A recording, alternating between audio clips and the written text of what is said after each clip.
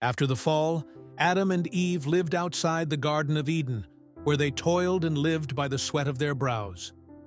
Soon, Eve became pregnant, and she gave birth to her first son, Cain. With joy, she declared, "With the Lord's help, I have brought forth a man." Time passed, and soon another son was born. This son was named Abel. Though the two brothers were close in blood, their lives took different paths. Abel became a shepherd, tending his flock of sheep with care. Cain, on the other hand, worked the soil, laboring as a farmer. As the years went by, it came time for the brothers to offer a gift to the Lord in thanksgiving for all they had been given. Cain brought forth some of his crops, the fruits of the earth that he had worked so hard to produce. Abel, however, brought something different. He offered the best portions of the firstborn lambs from his flock, the choicest and most precious of his animals. The Lord looked upon Abel's offering with favor. He accepted the best of Abel's flock, seeing the heart of a humble servant behind the gift. But Cain's offering, the Lord did not accept. Cain's crops, though the product of his labor, did not reflect the same devotion or sacrifice. The Lord saw Cain's heart, and it was heavy with selfishness. This rejection stirred anger in Cain. His face fell, his eyes darkened, and his spirit grew bitter. The weight of his pride, his jealousy, and his wounded ego began to consume him. The Lord saw this and asked, "Why are you so angry, Cain?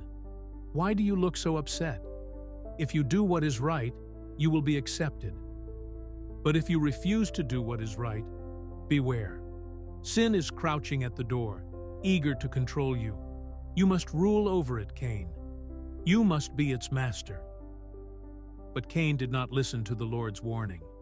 His heart hardened further, and the darkness within him began to take control.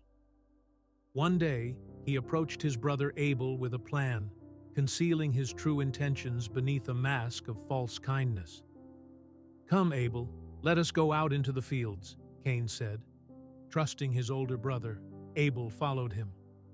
But there, in the quiet of the fields, far from any watchful eyes, Cain's jealousy erupted into violence.